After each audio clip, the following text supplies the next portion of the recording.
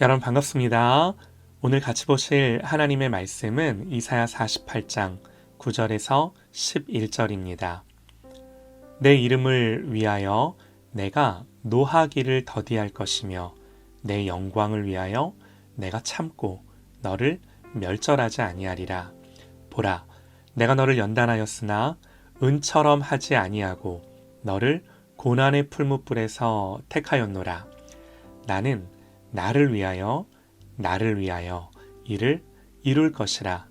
어찌 내 이름을 욕되게 하리요 내 영광을 다른 자에게 주지 아니하리라. 아멘. 어제에 이어서 같은 본문으로 하나님의 이름을 위한 하나님의 열심이라는 제목으로 말씀 듣겠습니다. 오늘 본문의 맥락은 하나님 이스라엘 백성들을 책망하시는데요. 책망의 요지가 뭐냐면요. 너희들이 내 백성이라는 이름을 갖고는 있지만 실제로 그렇게 살지는 못한다는 거예요. 그래서 하나님 뭐라고까지 말씀을 하시냐면요. 4절입니다. 너는 완고하며 내 목은 쇠의 힘줄이요 내 이마는 노시라. 너의 완고함은, 너의 어떤 고집스러움은 무쇠와 같아서 도무지 꺾이지를 않고 이마가 노시다 그러시는데요. 얼굴에 철판을 깔았다는 거죠. 부끄러움을 모르고 뻔뻔스럽다는 거예요. 여러분, 하나님 왜 이런 말씀을 하시냐면요. 지금 이스라엘은 멸망하고 포로로 잡혀온 상황입니다. 상황이 이쯤 되면 정신을 좀 차리고 하나님 앞에 마음을 새롭게 해야겠죠. 회개하고 돌이켜야 해요. 그런데 여전히 그러지를 못합니다. 너희들이 포로로 끌려와서 야, 너희들 이제 좀 정신을 차렸구나. 그래, 내가 다시금 너희를 구원하고 회복하마. 이렇게 말할 수가 없는 거예요. 그래서 하나님 하시는 말씀이 뭐예요? 내가 너희를 구원하고 회복하긴 할 건데 야, 그건 너희들 때문이 아니야. 내 이름을 위하여, 나를 위하여. 하나님은 자기 이름 때문에 너희를 회복하시고 구원하시겠다. 그렇게 말씀을 하시는 겁니다. 그러면서 여러분, 여기서 우리가 놀라운 게 뭐냐면요. 하나님 이렇게 말씀을 하세요. 10절입니다. 보라, 내가 너를 연단하였으나 은처럼 하지 아니하고 너를 고난의 풀무불에서 택하였노라. 이게 무슨 말인가요? 내가 너희를 연단하긴 하는데 은처럼 하지는 않겠다는 겁니다. 이게 무슨 말일까요? 하나님이 이스라엘 백성을 바벨론 포로라는 이런 역사적 고난을 통해서 연단은 하실 텐데 은처럼 하지는 않으시겠답니다. 은을 만드는 건요, 은광석을 풀무불에 녹여서 순수한 은만을 뽑아내죠.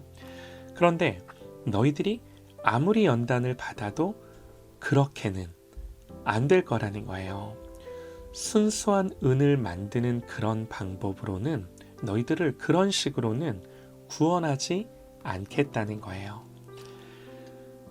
너희들이 연단을 받겠지만 그 연단을 통해 남는 것은 깨끗하고 순수한 은이 아니라 여전히 도리어 더러운 찌꺼기와 불순물 같은 것들이 남아있을 텐데, 그런데 남아있을지라도 나는 내 이름을 위하여 너희들을 구원하겠다. 여러분, 이 말씀이에요. 이 말씀이 너희를 은처럼 하지는 않겠다, 그런 의미인 거죠. 여전히 불순물이 있고 순수한 은이 아니어도 지금 이 고난의 풀무, 이 바벨론의 포로 생활에서 너희를 구원해 내시겠다 말씀을 하시는 겁니다. 자, 그런데 왜 그렇게 하신다고요? 자기 이름을 위해서. 만일 이스라엘이 구원받는 근거가 자기들 자신에게 있다면 그럴듯한 합리적이고 논리적인 설명은 되겠죠. 그러나 은혜는 아니죠. 여러분, 한번 생각해 보세요.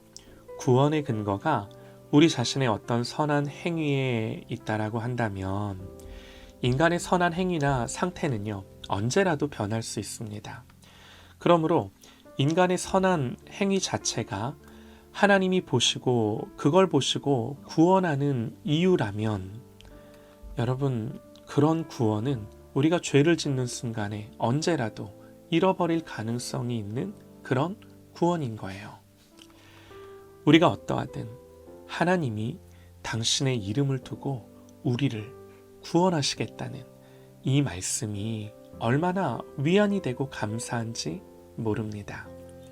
하나님은요, 당신 자신의 이름에 대한 열심과 의지를 갖고 계세요. 하나님은 절대로 하나님의 영광을 잃어버리실 수가 없으세요. 하나님은 하나님의 이름이 모욕당하게 내버려 두지 않으십니다. 애굽에서 이끌어낸 내 백성 패역하고 완고하지만 하나님 어떻게 인도하셨어요? 광야에서 죽도록 내버려 두지 않으시고 결국에는 끝까지 신실하게 당신의 열심으로 이스라엘을 약속한 것처럼 가나안 땅에 인도하시죠. 지금도요. 포로로 끌려왔지만 여전히 깨닫고 돌이키지 못하지만 여기서 멸망하도록 내버려 두지 않으세요. 왜 그런가요? 그들이 구원받을 만해서 구원하시는 게 아니라 당신 자신을 두고 내가 너희를 위해 일하시겠다 말씀을 하시는 겁니다. 사랑하는 여러분, 오늘 말씀을 통해 우리가 배우게 되는 중요한 교훈이 있는데요. 첫 번째는 우리가 누구인가 하는 거예요. 오늘 말씀은 너희가 은이 아니다라고 합니다. 우리는 늘 우리 자신이 떳떳하고 당당하고 싶은 어떤 동기들, 그런 태도들을 지니고 살아갑니다. 자존심이죠. 우리 안에서 어떤 원인을 찾고 싶어 합니다. 우리는요, 늘 우리의 명예와 우리의 이름을 위해, 우리의 자랑을 위해 살고 싶어하는 이 경향성을 벗어날 수가 없어요. 그러나 여러분, 이런 하나님의 말씀하심 앞에서, 이런 하나님의 구원하심 앞에서 우리의 자랑이 무엇이겠습니까? 오직 그리스도의 사랑과 은혜가 저와 여러분을 하나님의 자녀답지 않지만 그럼에도 생명 주셔서 하나님 자녀로 삼아 주신 거예요.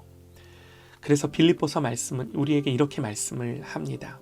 예수님에 대하여 그는 근본 하나님의 본체시나 하나님과 동등됨을 취할 것으로 여기지 아니하시고 오히려 자기를 비워 종의 형체를 가지사 사람들과 같이 되셨고 사람의 모양으로 나타나사 자기를 낮추시고 죽기까지 복종하셨으니 곧 십자가에 죽으심이라.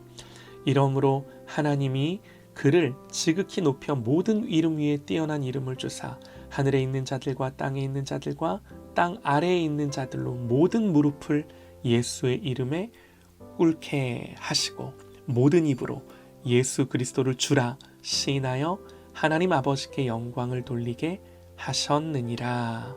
아멘. 오직 하나님께만 모든 찬사와 영광이 있는 줄 믿습니다.